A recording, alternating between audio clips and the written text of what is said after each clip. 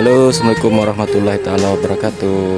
Pada hari ini Senin tanggal 28 Oktober tahun 2024 akan dilaksanakan orientasi ruang komunitas digital desa Pematang Rahim.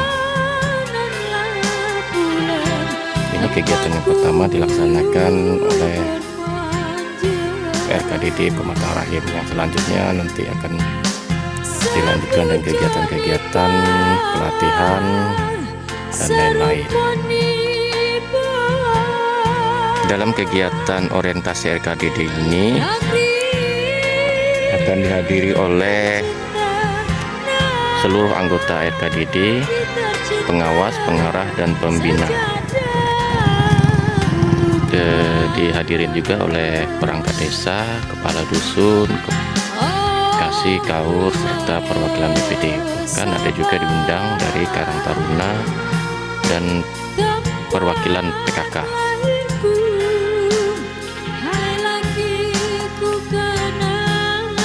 Pada acara hari ini nanti akan dilaksanakan susunan acaranya, itu pertama semacam sosialisasi, orientasi apa itu RKDD, bagaimana kegiatannya, terus program-program apa saja yang akan dilaksanakan, diusulkan untuk kegiatan RKDD tahun berikutnya, tahun 2025. Nah, beginilah kondisi kantor desa kami, kantor desa Pematang Rahim, Kecamatan Mendara Ulu, Kabupaten Tanjung Jabung Timur, Provinsi Jambi. Sekarang lagi persiapan untuk pelaksanaan orientasi RKDD Pematang Rahim. Yuk kita masuk ke dalam, bagaimana persiapannya dan bagaimana acaranya, pelaksanaannya bisa disaksikan nanti di dalam. Oke, kita masuk ke dalam.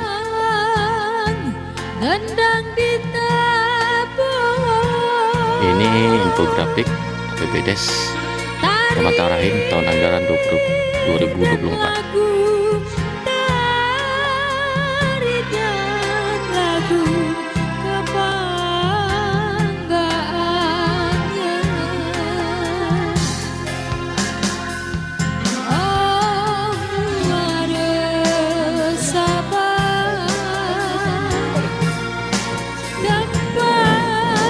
Salah satu anggota BPD sedang melayani masyarakat.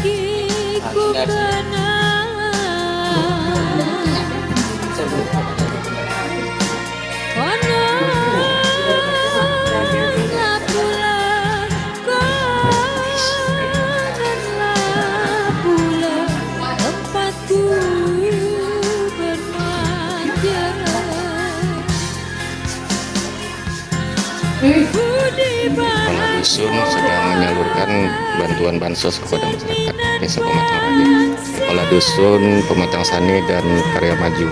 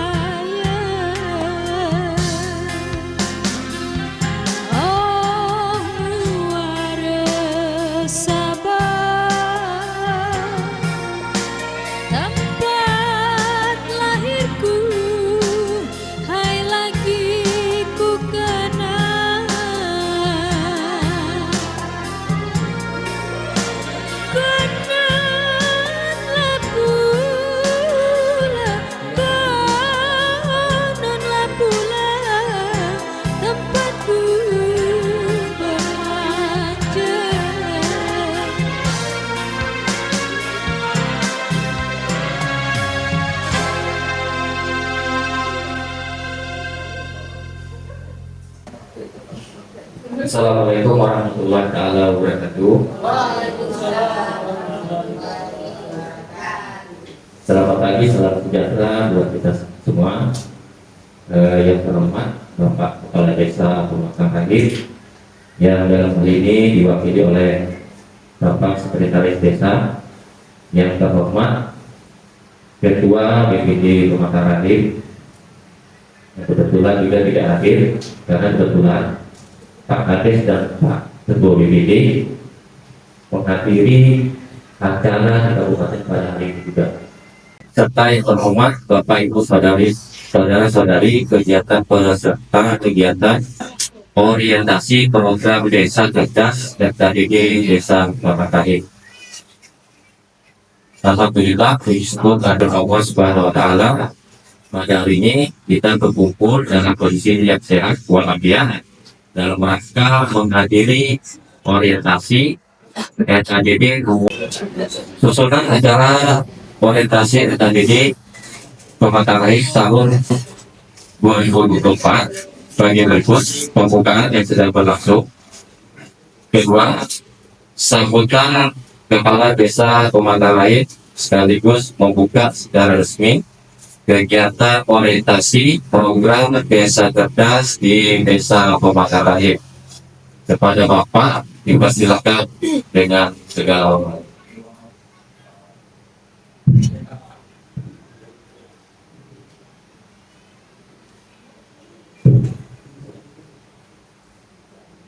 Assalamualaikum warahmatullahi wabarakatuh.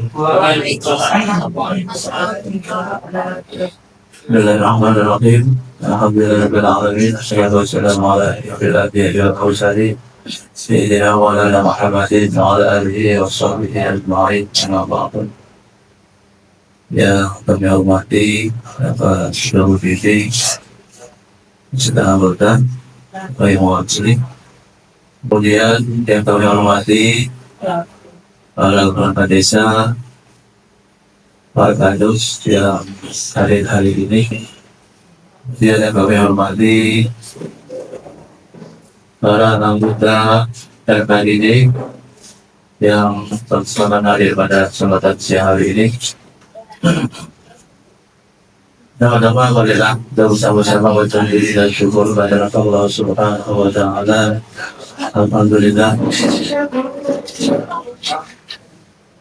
atas rahmat dan karunia-Nya kita dapat berkumpul di aula kantor desa Pamatahi dalam acara dari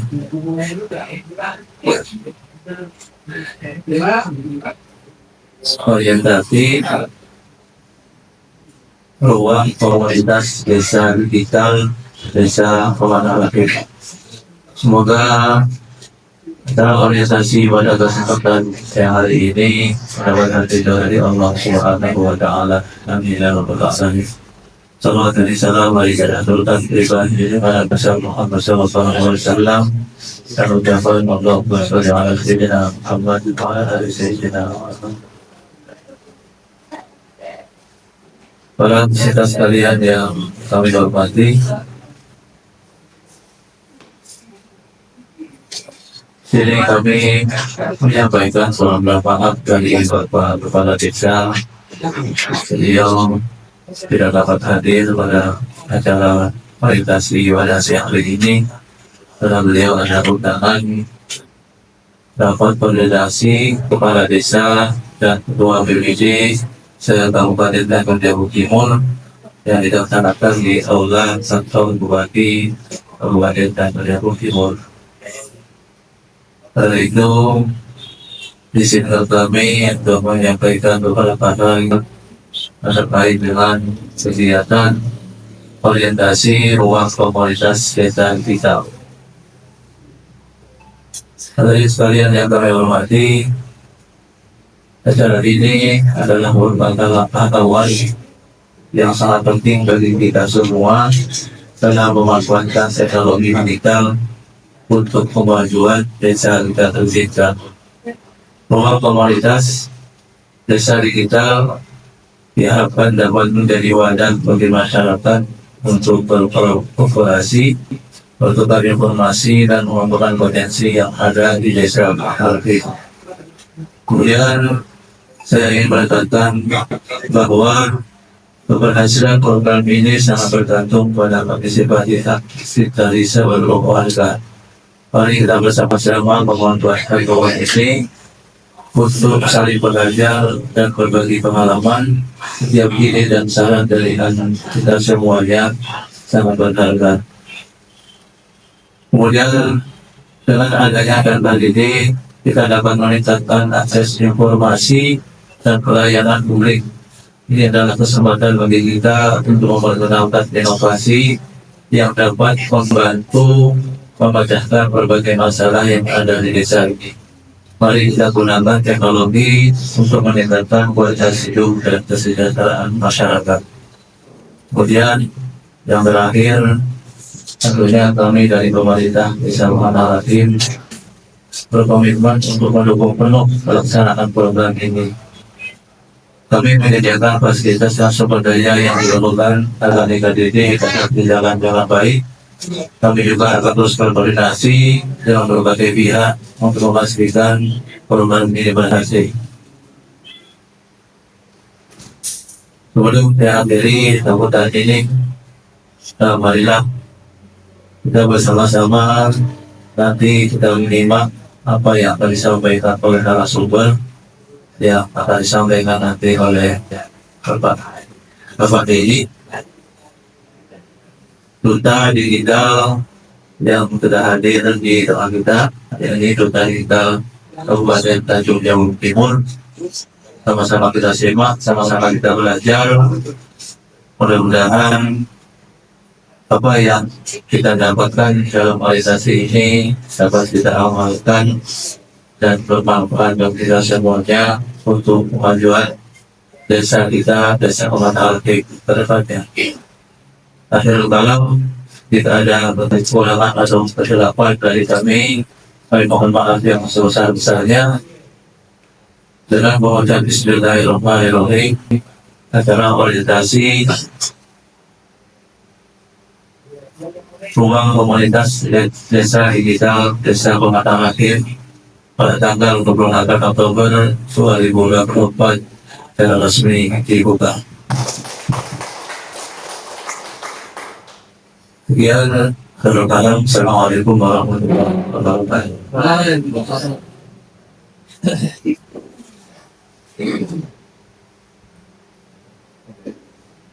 Terima kasih Bapak Sekdes yang telah membuka deklarasi resmi. Selanjutnya sambutan dari Kepala Ketua BPD Desa Muhammad Hakim yang dalam hal ini diwakili oleh Ketua Bidang 1 Bapak M. Sabili dan Bapak di Bahasa.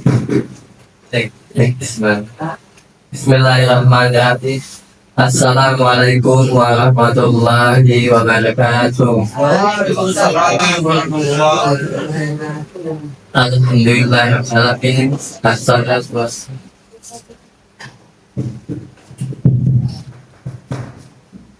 Alhamdulillah alamin. Assalatu wassalamu ala asrafil anbiya wal mursalin wa ala alihi wa sahbihi ajmain amma ba'd. Yang saya hormati Bapak Kepala Desa dalam hal ini diwakili oleh Pak Sekdes. Yang saya hormati Bapak Dedi, Duta Digital Kabupaten Tanjung Jabung Timur, serta para peserta ruang komunitas desa digital. Selanjutnya salawat dan salam tak terkurangkan kepada junjungan Nabi besar Nabi Muhammad SAW dengan ucapan Allahumma shalli ala sayyidina Muhammad wa ala sayyidina Muhammad. Mudah-mudahan dengan kita memperbanyak salawat, kita mendapat sapaan yang diamalkan nanti. Langsung saja, mengingat acara ini kali itu memang penting. Hampir seluruh Indonesia kita laksanakan ini, apalagi sekarang zamannya zaman media. Jadi setiap desa itu harus mempunyai ruang komunitas desa digital untuk di desa kita sendiri. Sebagai kadernya itu ada Bang Abdul Qadir dan Dinda dan itu sebenarnya. Saya sini mewakili Ketua BPD karena berhalangan ada acara di Aula Kabupaten yang saya biasanya harus menyediakan untuk memberikan kata sambutan atau pengarahan. Dia saya wakilnya. Mungkin untuk menjelaskan apa itu FKDD, tentang apa fungsinya, nanti kita bisa dijelaskan oleh Bang Diri sebagai duta digital. Artinya kita di sini sama-sama belajar lah. Mungkin hanya yang dapat saya sampaikan. Saya akhiri wabillahi taufiq wal hidayah. Assalamualaikum warahmatullahi wabarakatuh. Waalaikumsalam warahmatullahi wabarakatuh. Oke, nah, terima kasih Bapak Ketua. Selanjutnya sebelum pemaparan strategi terkait program desa cerdas dari Bapak Sultan kita Kabupaten Tanjung Timur, bila saya akan menceritakan sedikit terkait itu apa itu yang tadi yang diusulkan oleh PMT untuk ditunjuk sebagai desa digital. Namun dari 25 hanya 20 desa yang lolos proposalnya diterima oleh Kemendes, termasuk desa Pemakarahi. Jadi dalam Kabupaten Tanjung Jabung Timur ada 20 desa yang lolos seleksi dan di SK sebagai desa masuk lokus desa cerdas. Di Bendara Ulu ada 2 desa, desa Semedoman dan desa Pemakarahi. Terus selanjutnya setelah di SK, pemerintah desa membentuk tim pengelola NKDD dan kajian digital. Saya sebutkan dulu SK-nya biar sebelum lanjut ke materi. SK nomor 38 tahun 2024 tentang pembentukan pengelola ruang komunitas digital desa.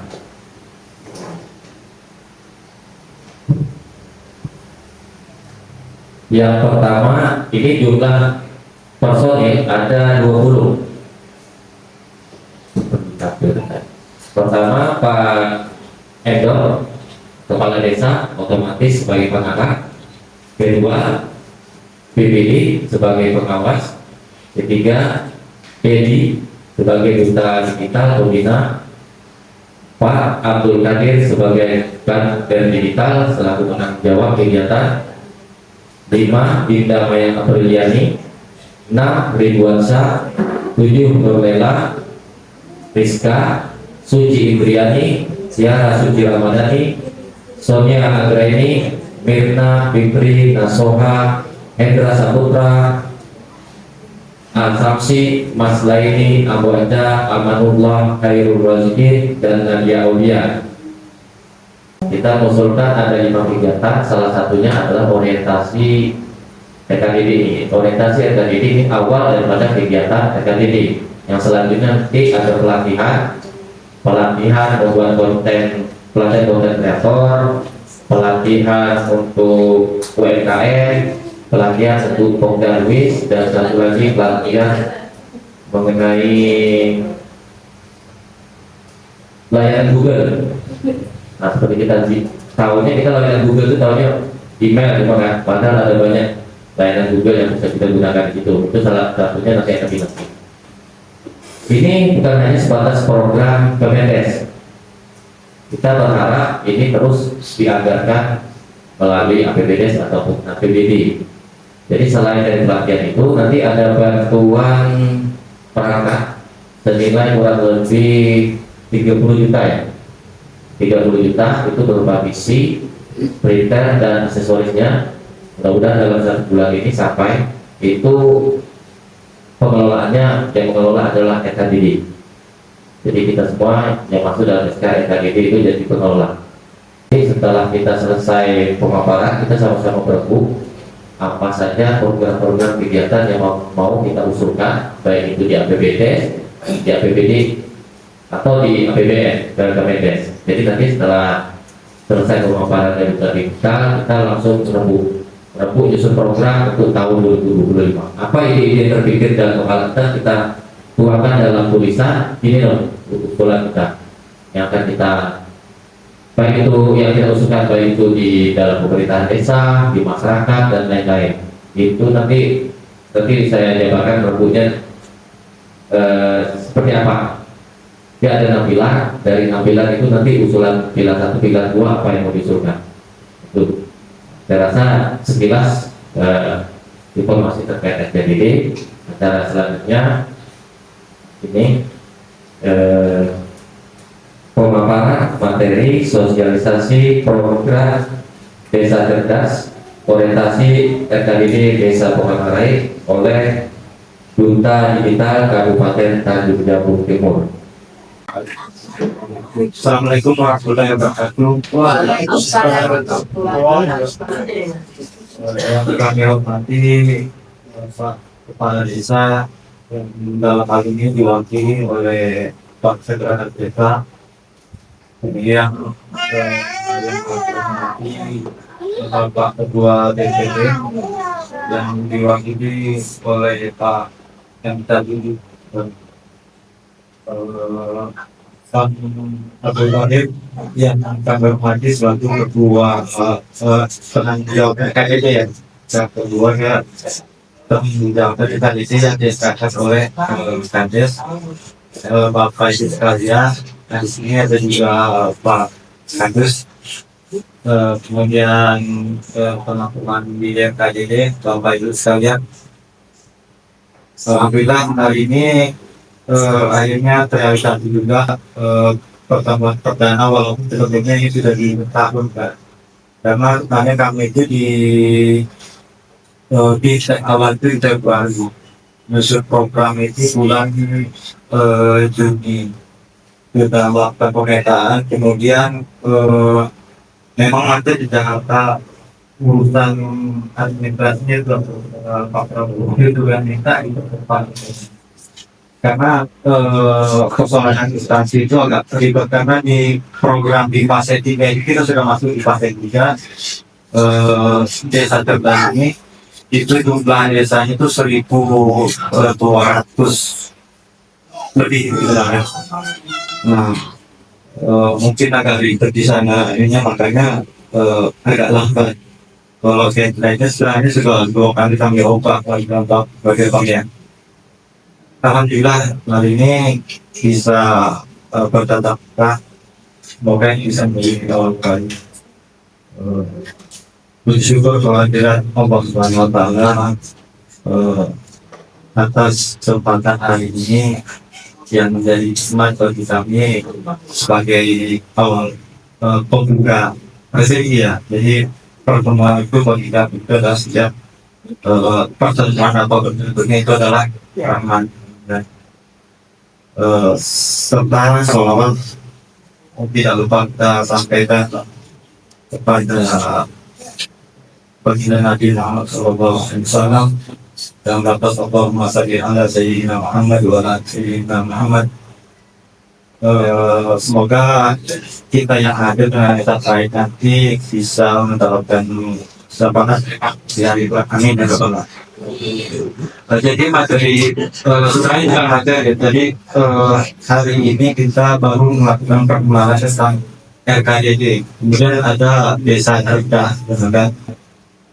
Saya lupa perkenalkan nama saya Dedi. Jadi saya satu dari 4 orang yang ditugaskan di Kabupaten Tanjung Timur. Jadi kita juga Tanjung Timur ini ada 20 desa cerdas lokus. Kami ada 4 orang dan yang mendampingi ini dari 1 orang itu mendampingi 5 desa. Kalau saya dari Pematang Rahim, kemudian Sungai Toman, 2 lagi di Kerantai di Lagan Tengah, pada Makmur, dan 1 lagi di Perupas di asal desa. Ya, asal desa. Nah, jadi memang harus ini kayak apa namanya, kita saya tidak bisa tadi di sini kan karena harus mau ke sana, kemudian nanti koordinasi di ini belum lagi nanti Jambi, karena kami dijadwalkan itu 2 minggu sekali ada rapat evaluasi, kemudian pertemuan sama kita membantu hari. Nah, program desa cerdas ini sebenarnya kita sudah diinginkan karena di MOU-nya itu pendanaannya ini sebenarnya kan tadi World Bank. Nah, di fase 3 ini sebelumnya itu sudah dimulai sebenarnya dari tahun 2000, tapi sebelumnya di Jawa. Makanya hari ini perkembangan desa cerdas itu kebanyakan rata-rata di Jawa, karena di wilayah lain itu masuk di fase 2, di Jambi kita baru masuk fase 3.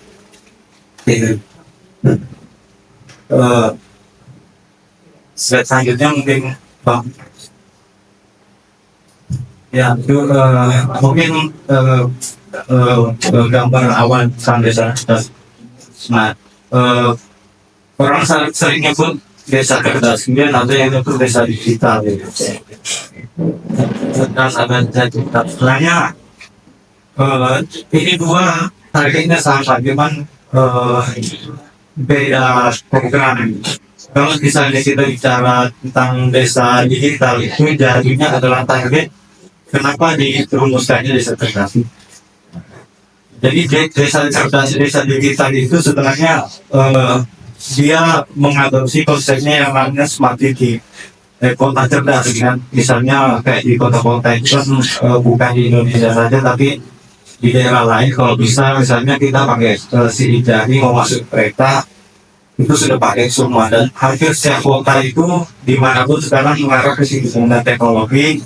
Dia membaca data berdasarkan kumpulan data-data yang pernah kita akses, misalnya di mana kita pernah pakai sidik jari, kemudian di sana di nah itu diakses semua sehingga datanya nggak kurang.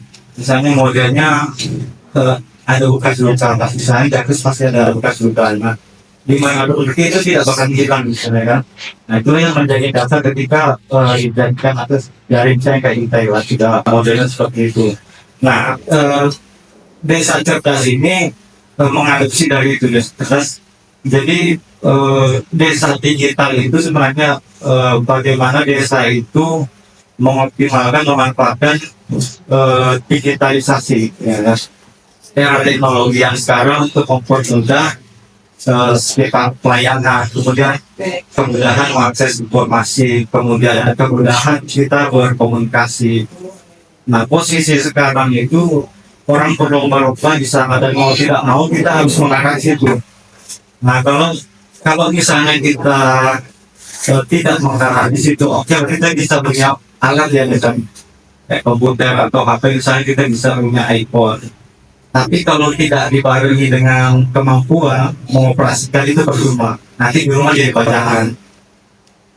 Gitu. Makanya di desa cerdas itu kaitannya dengan desa digital itu sebenarnya desa cerdas itu bagaimana dia bukan hanya peralatan tapi kemampuan orang yang ditingkatkan menggunakan peralatan. Misalnya walaupun misalnya komputer lama gitu kan, tapi kalau misalnya ini orang yang di-upgrade terus, komputer lama itu bisa jadi baru, case-nya buruk, dalamnya itu bisa luar biasa. Nah, pola tiga program desa cerdas sebenarnya mengarahnya ke situ. Jadi bagaimana kita itu tumbuh dengan kemampuan mengendalikan teknologi, bukan sebaliknya kita terbawa akhirnya ada produk baru kita beli, produk baru kita beli lagi. Lalu kita jadi korban gitu kan. Nah, itu sebenarnya salah satu konsep tujuan dari desa cerdas. Makanya dia ada namanya inovasi di dalamnya. Dan kenapa RKD?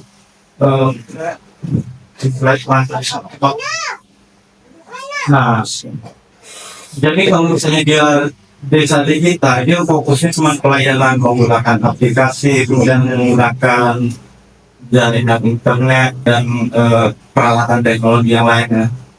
Tapi bedanya dengan desa cerdas, kita ini di program desa cerdas adalah bukan cuma alat tadi, tapi mengembangkan pengetahuan orang ya. Dia patokannya ada 6. Nah di sini seperti di layar, kalau untuk program desa cerdas itu dia ada 6. Namanya goal itu 6 pilar desa cerdas: tata kelola cerdas, kemudian masyarakat cerdas, lingkungan cerdas, kehidupan cerdas, ekonomi, dan mobilitas cerdas. Dan sebenarnya 6 ini bersumber dari 8 basis ini SSG, GS ini 18 buah itu sebenarnya di dalam ada setara gender segala macam. Kemudian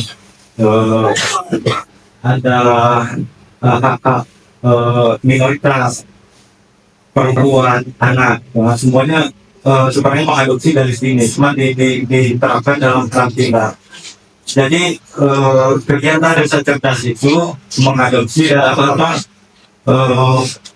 tetap mengikuti 6 pilar ini. Jadi setiap kegiatan, misalnya nanti di RKDP mau bikin kegiatan apa, dia actually tetap di sini. Misalnya mobilitas cerdas ini berkaitan dengan layanan misalnya atau kemudahan. Kita mau misalnya komunikasi, misalnya dulu kan kita masih pakai surat, sekarang kita sudah bisa menggunakan layanan email, telegram dan segala macam.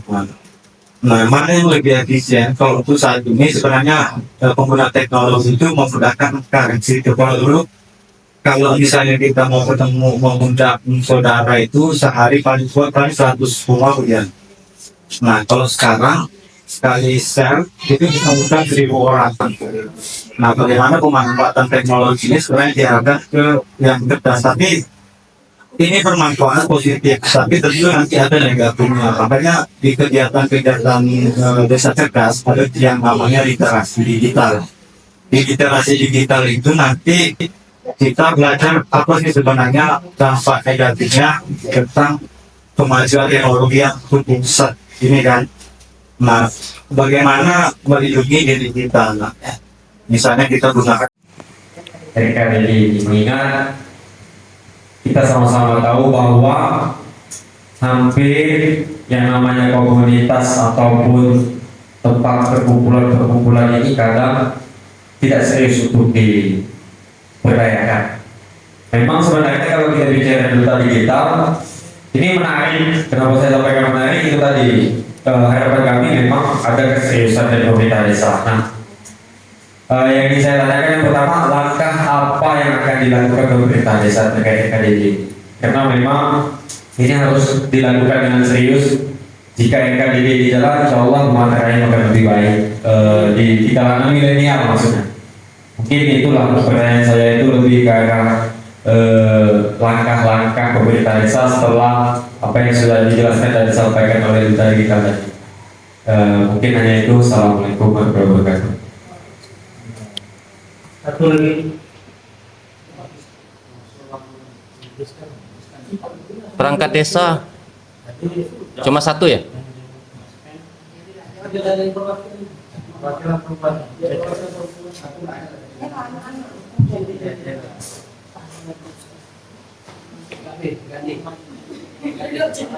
Assalamualaikum warahmatullahi wabarakatuh. Waalaikumsalam warahmatullahi wabarakatuh. Perkenalkan, nama saya Sinjamara Putri, Pak. Saya kebetulan anggota Pokdarwis. Bagaimana cara memasarkan secara digital desa kita, dan banyak sekali Pak olah-olahan makanan yang harus kita promosikan secara digital. Begitu saja. Assalamualaikum warahmatullahi wabarakatuh. Waalaikumsalam warahmatullahi wabarakatuh. Memperkuat cuman resikonya kalau kita menggunakan aplikasi, data kita masuk di aplikasi karena kita register di situ kan. Nah, kita tidak tahu aplikasi ini aman atau tidak. Kalau mengecek aman itu atau tidaknya, setidaknya minimal mereka terafiliasi dengan Google. Jadi kalau sudah terafiliasi dengan Google atau perusahaan besar seperti Microsoft, itu biasanya aman aplikasinya kan. Jadi kalau mau ngecek aplikasinya itu aman atau tidak, paling tidaknya dia sudah afiliasi dengan Microsoft atau tersangkut dengan Microsoft, karena dua perusahaan ini yang punya sistem keamanan yang tinggi. Kalau lebih amannya lagi sebenarnya adalah meningkatkan kapasitas MPPS-nya tadi. Itu yang paling aman, karena kalau misalnya jaringannya misalnya oke lah untuk kelas penggunaan MPPS-nya per rumah 12 ya, 30 misalnya ya. Tapi kalau dipakai secara rame-rame dia masih mengadar. Solusi paling aman itu ditingkatkan, jangan pakai aplikasi, malah lebih beresiko. Misalnya kalau kita tidak tahu aplikasinya itu aman. Nah, kalau saran saya jangan aplikasi, tapi memang itu ditingkatkan. Jaringan itu ditingkatkan, kemampuan mengaksesnya itu yang ditingkatkan. Memang dia akan kita bayar lebih mahal, tapi keamanan kita itu lebih bagus.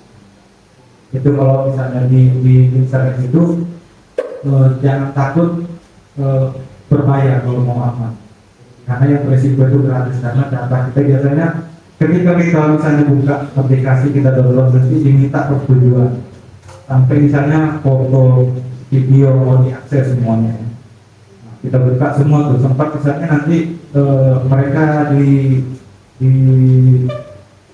hack misalnya kan, data kita itulah bisa sampai ke HP itu bisa disedot karena kita sudah memberikan isi tadi kan persetujuan.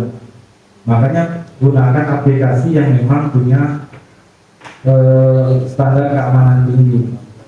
Jadi share nih aplikasi ini, apalagi misalnya kayak jaringan VPN luar negeri misalkan untuk mengakses itu paling rentan sebenarnya juga. Nah kalau misalnya mau pakai VPN dan carilah yang aplikasi yang belum bisa tadi. Itu cuma pengantar saja Pak ya. Nanti sebenarnya kalau untuk di kegiatan literasi digital itu saya itu tuh hampir setiap bulan itu minimal satu kegiatan pelatihan itu ikut kegiatan-kegiatan literasi. Makanya saya berharap sekali nanti di RKDD ini berjalan.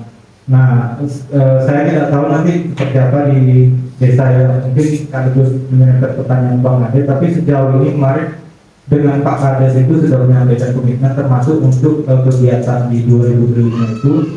Kalau di tahun ini 2024 ini Kemendes itu membantu sebenarnya kegiatan kita ini RKDD itu 50 juta, 30 dalam bentuk prasarana, yang 20 itu dalam bentuk kegiatan pelatihan. 20 itu dibagi 5 kegiatan. Nah, 5 kegiatan minimal, dan kemarin kami teman-teman duta itu keberatan karena kalau 5 kegiatan kita mengundang narasumber aja sudah 1 juta lebih kan. Belum untuk makan peserta segala macamnya. Nah, akhirnya kami minta dikurangi jadi 4 kegiatan. Apalagi misalnya kayak di yang katanya kemarin itu di Ridho, di asal desa itu misalnya kita kegiatan di situ itu beda budget nasinya di kita karena mereka itu sudah ini perang lagi misalnya. Nah itu makanya kemarin kami minta 4 kegiatan. Nah 4 kegiatan ini semua kegiatannya berkaitan dengan itu tadi. Nah bagi saya sering ikut pelatihan seperti itu. Kegiatan pelatihan literasi digital ini tidak pernah jadi ngantuk. Itu karena kenapa? Kita tidak pernah lepas dari sini, sehingga kita mau tahu apa isinya ini kan.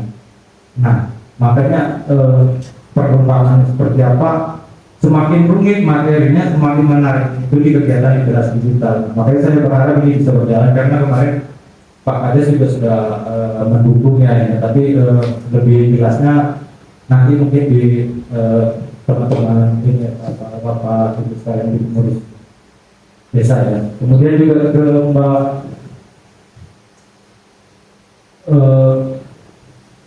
Mbak Siti Amanah ya Pak, dari Popdarwis.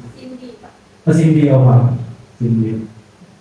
Iya, bagaimana memasarkan produk desa UMKM itu secara digital. Jadi fenomena yang baru sekarang ini, jadi orang beli itu yang rame itu bukan merek.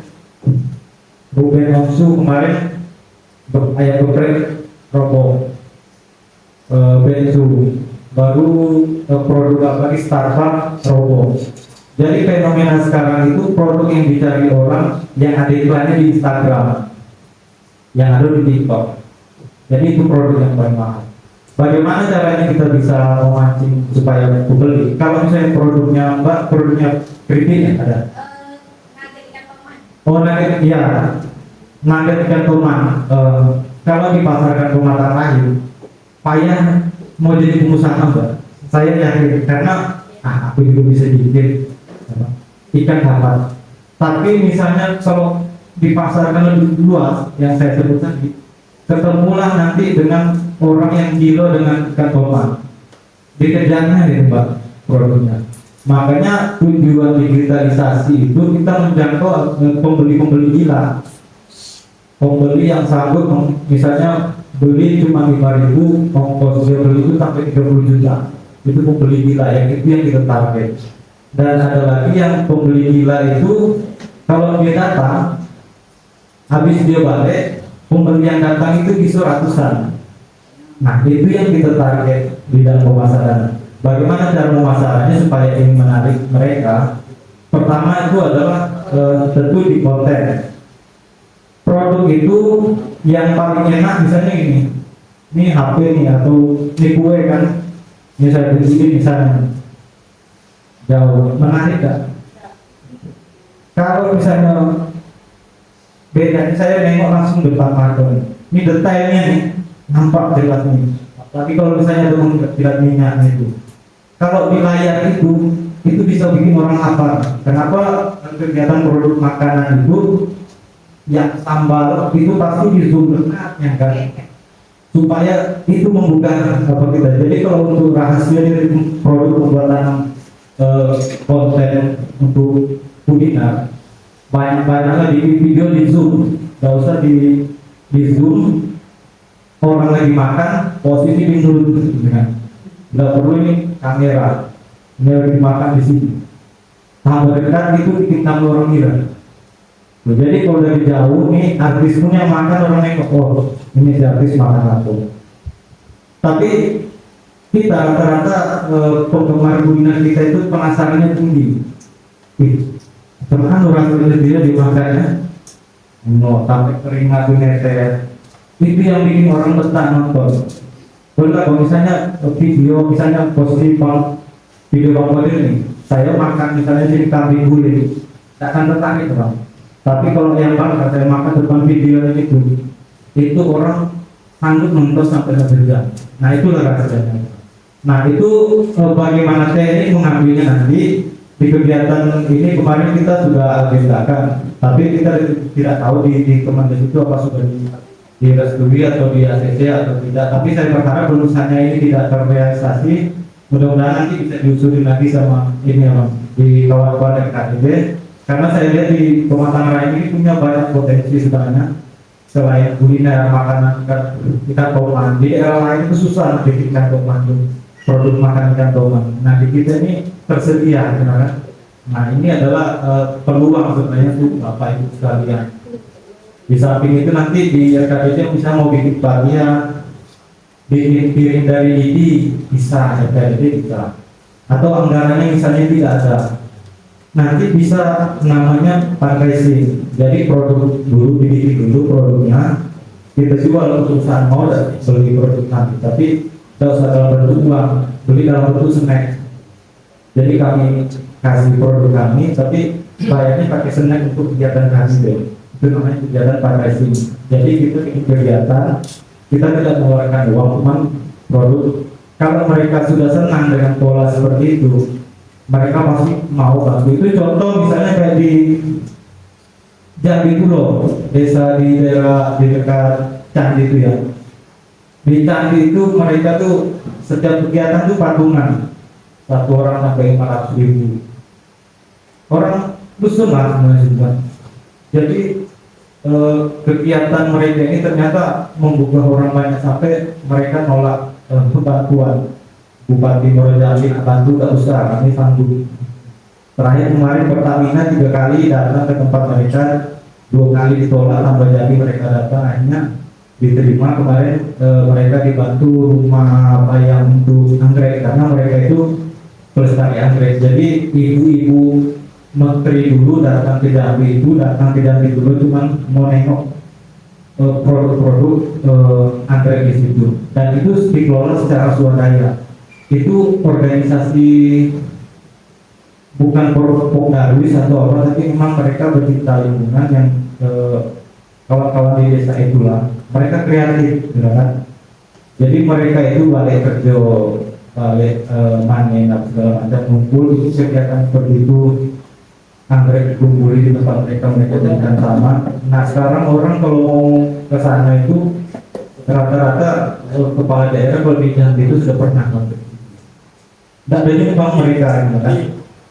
Justru banyak tamu besar mereka justru tidak ada misalnya ditawari bantuan, tidak, kami butuh, tidak butuh.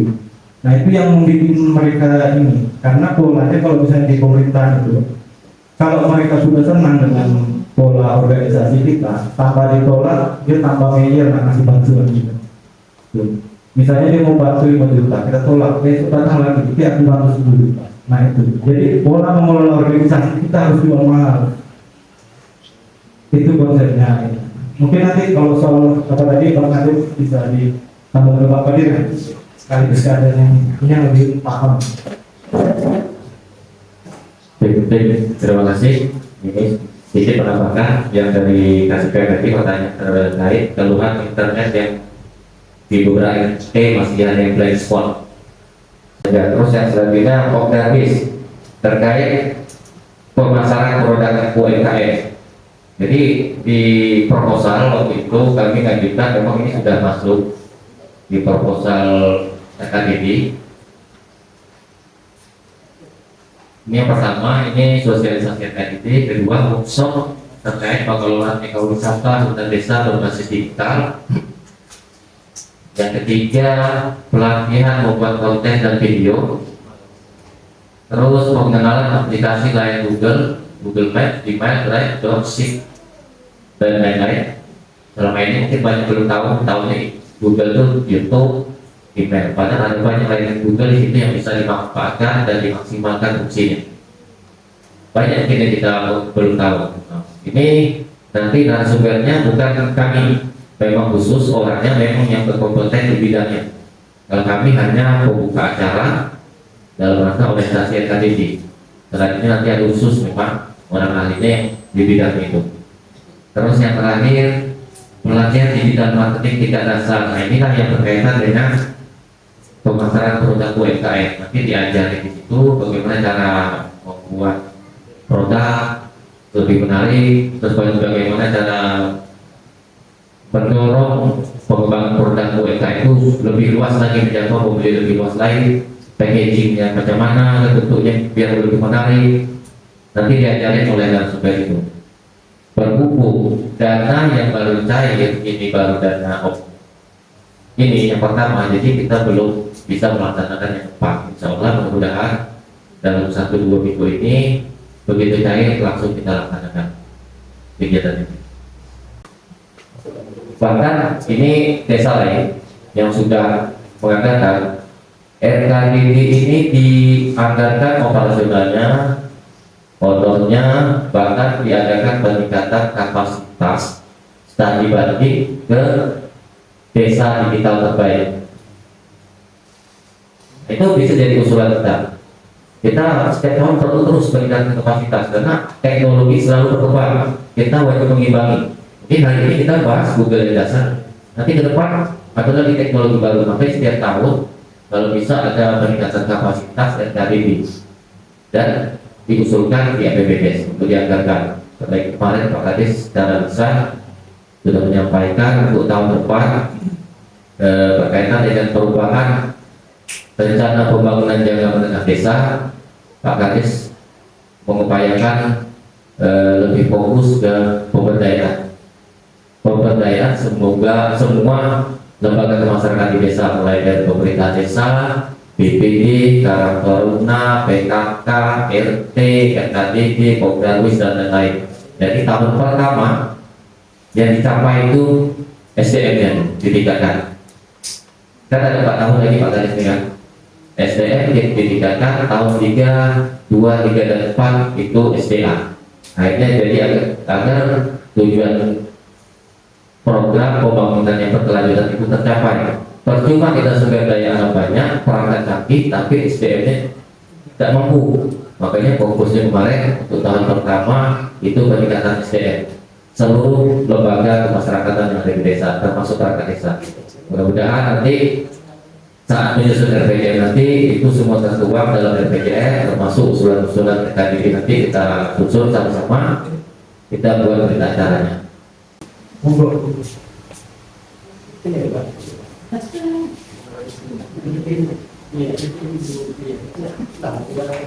Baik, Assalamualaikum warahmatullahi wabarakatuh. Waalaikumsalam.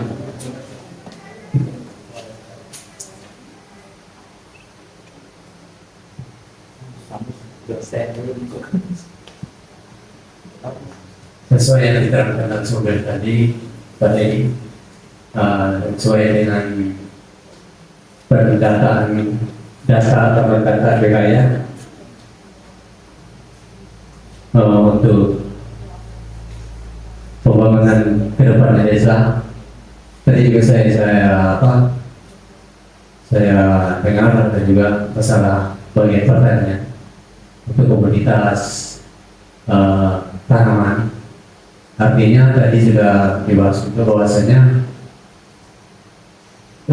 untuk bagian tanam menanam jual beli dari desa ke desa untuk hasil panennya harus dibedakan. Artinya apakah masuk nanti dibedakan itu artinya bahwasanya hasil yang kita di Kecamatan Rahim pada musim-musim tertentu kan berbeda. Nah, khususnya di desa kita ini kebanyakan masyarakat belum memahami dengan digital desa. Yang jelas di sini sudah jelas masyarakat sudah banyak menjual hasil panennya melalui ke pasar langsung jual belinya. Nah, dan juga masalah UMKM di Kecamatan Rahim ini sudah ada yang UMKM mikro, sudah ada merek, tapi belum ada untuk pemasarannya, belum sangat terkenal. Nah, dari itu dari saya gimana caranya nanti agar program-program UMKM masyarakat yang sudah ada di desa Kecamatan Rahim seperti tadi abon ikan dan juga khusus untuk buka des kita itu ada produksi jahe merah. Nah, kedepannya kalau bisa dimasukkan juga tuh di digital desa. Dan hanya itu dari saya. Bila taufiq wal hidayah. Assalamualaikum warahmatullahi wabarakatuh.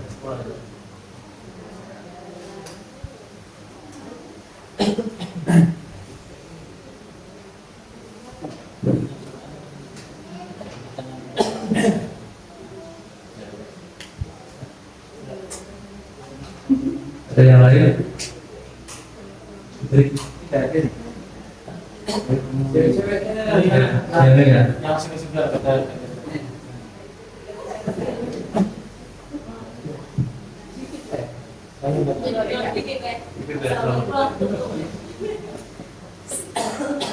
Assalamualaikum warahmatullahi wabarakatuh.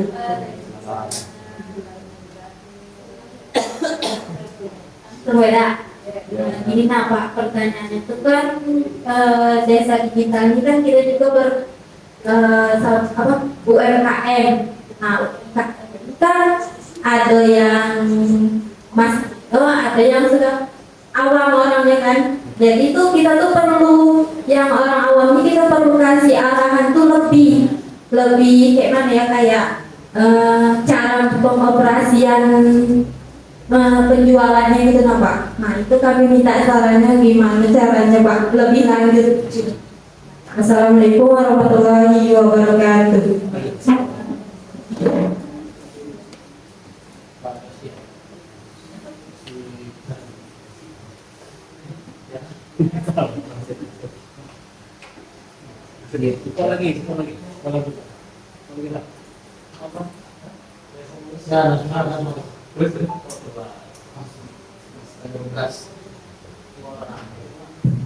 Itu terakhir mungkin ada pertanyaan. Nanti kalau saya ini nanti bisa diskusikan dengan kawan-kawan KRD atau nanti bisa diingatkan kapan misalnya teman-teman KRD mau sambung Pak soal kegiatan itu 2025 mungkin belum direncanakan ya. Nah, tapi terima kasih saja ada dua pertanyaan. Pertama dari Pak nama Henry. Pak Henry. Dari ya, tadi mengenai soal komunitas pertanian ya Pak. Kemudian soal UMKM dan pemasarannya. Kalau misalnya bagaimana supaya ini produknya supaya misalnya produk pertanian itu terjual dengan nilai tinggi, kemudian produk UMKM itu laris misalnya di atas target profit misalnya kan. Nah itu kita tidak bisa prediksi Pak ya. Tapi dengan adanya kegiatan kemajuan teknologi ini, bicara tentang rezeki, pintu rezeki katanya itu terbuka itu ya banyak terbukanya. terbukanya di Shopee, bisa di Tokopedia. Kemudian yang terbaru lagi, kita sudah bisa menjangkau pasar Amazon misalnya. Kemudian Alibaba, ada Alibaba Express, itu pasar luar negeri. Jadi misalnya orang kita sekarang mau beli sepatu impor itu tidak kayak lagi pesan di agen atau di toko, sama kayak beli di Shopee sekarang produk luar. Makanya kemarin sempat viral soal pajak yang tinggi itu ya, karena memang melonjak pembelian produk luar negeri itu dari rumah di sini tanpa pakai surat-surat apapun, sama kayak beli di Shopee. Nah itu juga berlaku bagi orang di luar kita, misalnya dari Malaysia, dari segala macamnya. Mereka itu pola belinya juga seperti itu. Cuma bedanya kalau misalnya kayak dari Malaysia beli ke Indonesia itu sama kayak kita beli barang dengan Filipina lebih tinggi nilai dolarnya, kayak di Pakistan misalnya kan masih agak tinggi. Jadi mereka itu bisa, kalau misalnya kita beli dengan barang Amerika mungkin lebih mahal ya, tapi kita bisa beli produk-produk yang nilai tukar rupiahnya dengan nilai tukar mata uang mereka itu yang lebih murah. Misalnya kayak kalau misalnya di Thailand itu satu bat itu 400 kan, berarti kalau misalnya kita harga di sana 44 dikali 400 ribu, 400 rupiah, itu harga pertandingan. Nah itu kan barang kita tahu. Dan salah satu kelebihan kenapa produk pertanian Thailand itu bisa maju dan sekarang paling terkenal itu produk pertaniannya dari Thailand. Jadi segala macam mesin itu ada dua, yang pertama Thailand, kemudian perikapan yang di orang dan itu produknya banyak, walaupun memang cuma bus yang dipas bisa dipakai untuk kelapa, tapi itu adalah produk kreatif. Nah kita di desa di Indonesia itu kita gengsi dengan produk yang kayak gitu, kita maunya langsung dengan produk digital. Makanya banyak muncul itu dari mereka. Thailand itu misalnya sepeda itu bisa dijadikan alat baru. Nah ternyata walaupun modelnya tidak menarik, itu sukses membantu produk-produk pertanian di sana. Makanya Thailand itu produk pertanian itu jangan ditanya kalau untuk wilayah asli mereka yang terbaik. Nah kalau kita di Tanjung Timur ini, kita juga harus berani mensiasati. Petani itu jangan lagi kita cuma bertani, mentang-mentang bertani cuma misalnya ngasap barang, beli mesin las, beli mesin las. Jadi jangan takut beli mesin las. Saya di rumah mesin las saya beli lah. Saya belajar juga las. Kemudian peralatan lain yang bukan elektronik ya, itu saya beli, saya pelajari juga sebenarnya. Karena jadi jangan lagi misalnya kita petani itu sudah garap lahan lagi. Jadi suatu saat kita butuh bikin inovasi. Kalau petani itu bisa ngelas, bahaya orang Indonesia ini. Mereka bisa bikin mesin jago nanti. Nah rata-rata penemuan mesin itu kan di daerah Jawa itu adalah petani yang bisa ngelas. Itu adalah salah satu kelebihan kemajuan teknologi kan. Banyak peralatan yang bisa mempermudah. Nah tadi saya sebut soal pertanian itu sebenarnya yang saya sebut di daerah Dendang pada saya itu saya lupa nama bapak itu.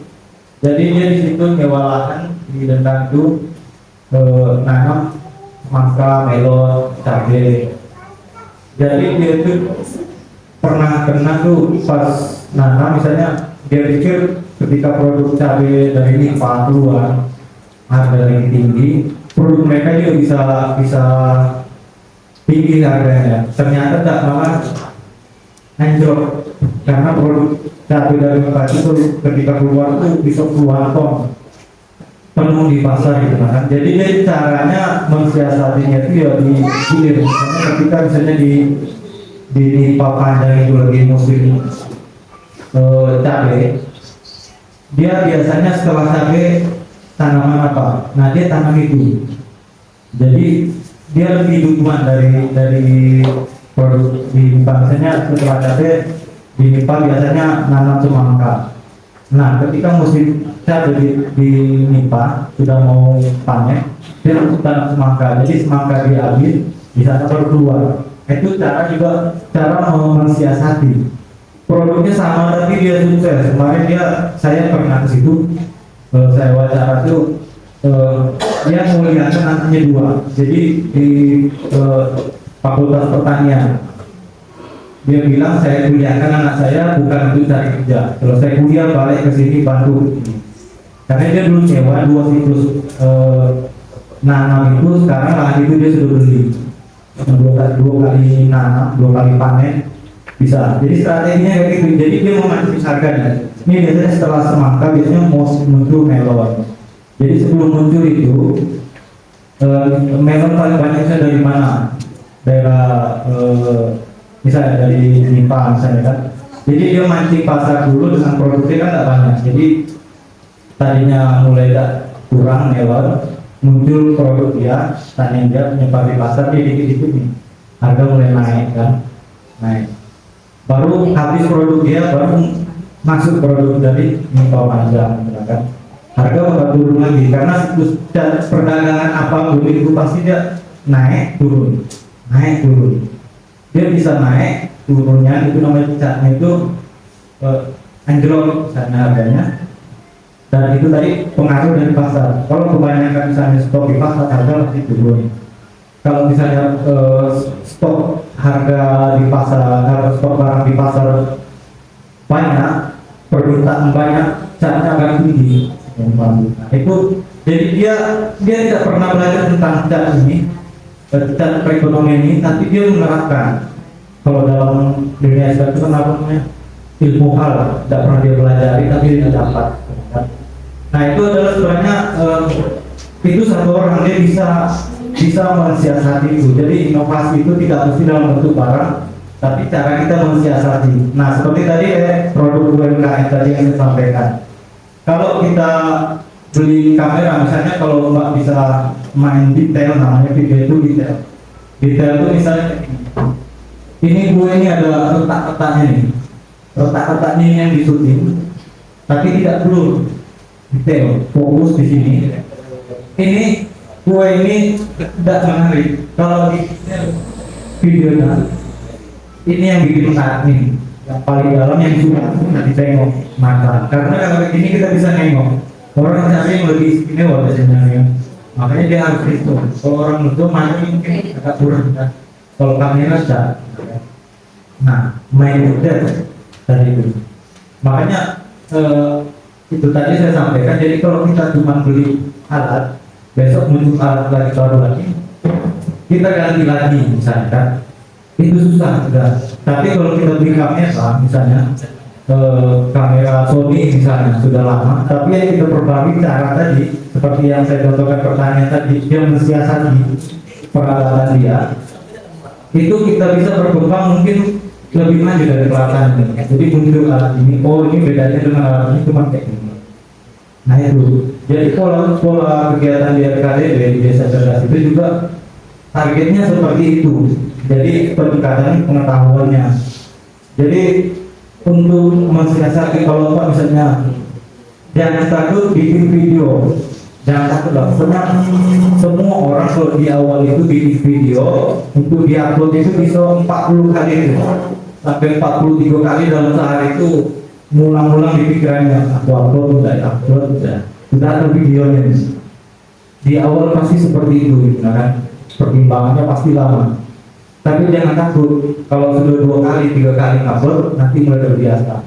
Kalau misalnya sudah sebulan sering bikin video, kalau sehari 1 video tentang produk yang sama, dalam 10 hari itu mustahil tidak sampai 1000 satu video itu ditonton orang. Satu mungkin pernah video pertama mungkin paling 5 orang, kedua mungkin cuma 2 orang, itu yang nengok sama kawan. Video ketiga itu paling nanti 5, tidak tahunya meledak bisa sampai 100 ribuan. Pas kedua tuh, ini berarti aku bikin lagi, bakal lagi, tak tahunya kurang lagi. Jadi itu tidak bisa ditebak. Makanya kalau misalnya mau jualan, pertama harus kita mengambil gambar jualan kita yang paling di orang Indo lah, makanya itu tadi namanya video kita ya, kita itu di zoom tapi jangan kameranya yang besar, didekati, jadi paling jauh, jarak paling jauh, kameranya yang didekati di situ, enggak goyang, fokus di situ kan? Jadi zoom itu kalau dicari ngambil video jangan ini lebarin, tapi kita yang mendekati objek, kita mendekati objek. Tidak perlu nanti bisa memainkan kayak pengambilan misalnya eagle shoot, terus atau frog shoot, terus swing segala macam itu kan. Nah itu bisa didekati. Kalau gambarnya tidak bergerak, misalnya bisa minta tolong, misalnya kalau dia makan berdua ada yang ngatur supaya ini gambarnya bukan foto, karena kalau video itu pasti bergerak. Jadi kalau misalnya dia tidak bergerak, seperti ini, supaya dia jadi video berarti saya yang bergerak. Itu ya, itu teknik. Sebenarnya itu sudah masuk materi kegiatan di pelatihan berikutnya kalau dengan narasumber juga. Cuman saya sedikit tahu sedikit banyak tentang itu video karena saya sedikit tahu juga di video. Tadi di video jurnalistik, nah polanya seperti itu. Ya, kalau misalnya ini benda tidak bergerak, tapi kalau misalnya ini bisa diadu, boleh dipercaya. Tangan itu cara untuk membuat gambar tidak bergerak menjadi video. Kalau misalnya model saya itu tidak payah bergerak kameranya karena saya ini sudah bergerak, ya kan? Itu prinsip video. Beda dengan foto. Jadi kalau video ini tidak bergerak, kita video ini tidak bergerak. Ini orang bisa nebak ini foto atau video, atau foto yang dibikin video. Yang namanya video, objek bergerak atau kameranya yang mengejar mundur. Jadi jangan, kalau misalnya produk website itu saya sarankan memang belajar video. Tak perlu kamera bagus, tapi itu tadi yang diupgrade kemampuannya. Tak usah, jangan percaya dengan kamera bagus. Jangan percaya misalnya dengan ini laptop yang paling bagus. Karena ini saya bisa saya bikin lebih bagus dari Intel yang i7 atau i9 sekarang ini bisa saya ada dengan peralatan lama, ya kan? Cuma kan itu tadi makanya yang penting prinsipnya yang di-upgrade itu kemampuan kita untuk menghadapi teknologi. Kalau kita upgrade peralatannya, beli HP yang baru iPhone, besok keluar baru lagi, ini ketinggalan zaman. Yang itu kunci di RKDD yang saya harapkan ini bisa diberikan teman-teman sekalian, terutama yang ini yang muda-muda ini ya, saya sampaikan karena itu prinsip ya, itu prinsip termasuk soal video tadi detail itu prinsip. Karena saya mau belajar video itu hampir saya sering ikut lomba atau segala macam dari video, foto segala macam yang karya dulu. Saya ikut lomba karena setiap lomba itu biasanya kita ikut kalau kita masuk finalis itu kita dilatih dengan mentor yang memang ahli. Ya itu saja kalau untuk UMKM. Saran saya kalau mau promosi banyak-banyak bikin video di terserah di TikTok mau di mana. Tidak usah dulu target pengunjung banyak, orang tahu dulu produk kita. Kalau rutin bikin, insya Allah bulan besok pasti ada yang datang. Itu kuncinya ya.